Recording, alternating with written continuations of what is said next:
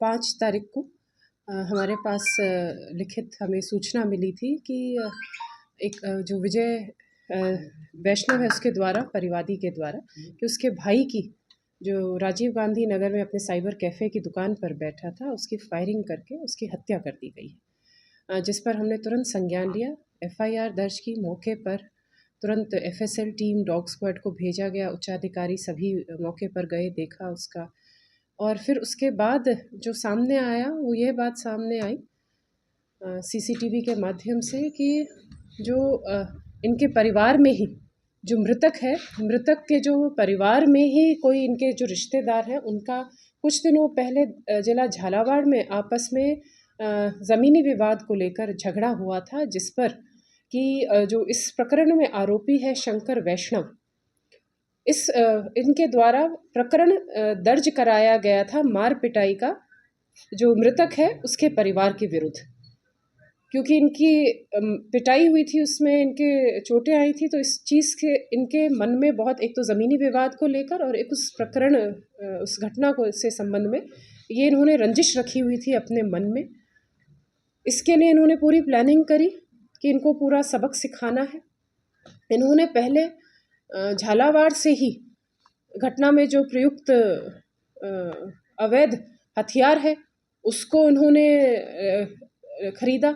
फिर उसके बाद इन्होंने रेकी की इस दुकान की, राजीव गांधी नगर में जो ये साइबर कैफ़े है, उस रेकी के दौरान जो मृतक है हरिमोहन, उसका भाई विजय वैष्णव, जो हमारे इस प्रकरण का फरियादी है, वो बैठा हुआ था।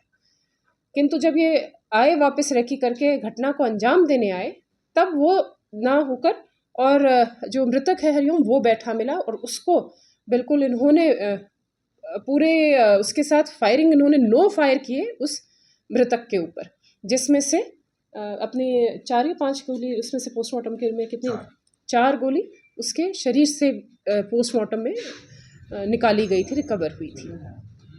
तो इस तरह से पूरी घटना को इन्होंने अंजाम दिया। और यहाँ से ये तुरंत बाइक पर ही, इसका जो साथ था शंकर वैष्णव, जो आरोपी, मुख्य आरोपी के साथ जो इसका पूरा साथ दिया, वो दिया नरेंद्र सैनी उर्फ गुटिया ने, जो बाइक चला रहा था।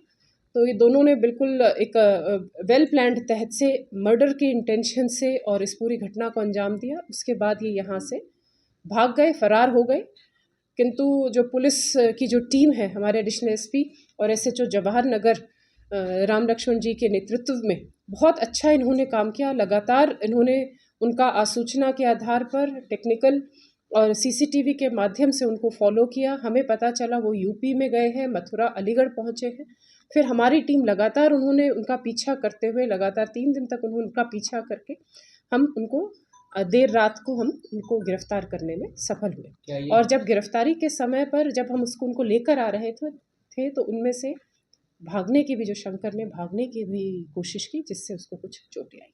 क्या बदमाश है मैडम ये झालावाड़? बिल्कुल, शंकर के विरुद्ध पूर्व में भी 7 मुकदमे दर्ज हैं, जो कि अवैध फायरआर्म्स, हथियार व हत्या के प्रयास जैसे संगीन गंभीर धाराओं में उसके विरुद्ध प्रकरण दर्ज है। ये मारने हरिओम को ही आए थे या किसी और को? मतलब कोई भी इनको इस परिवार में, अब जैसे पहले देख कर गए थे तो विजय बैठा हुआ था, तो कि इसको विजय को मार देंगे।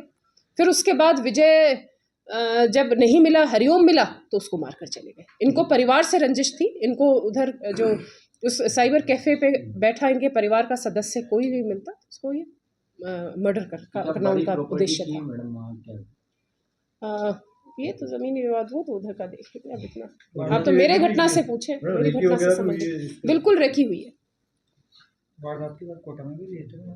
नहीं, वारदात के बाद सीधा फरार हो गए थे। रेकी कब से कर रहे थे मैम? रेकी तो उसी दिन की थी इन्होंने। और घटना, हाँ, ये जो था अपना हथियार है, वो भी जो अभी प्राथमिक पूछताछ पर पता चला है, वो 4 तारीख को ये हथियार खरीद कर लाए थे। तो शंकर का और उनका क्या रिश्ता है?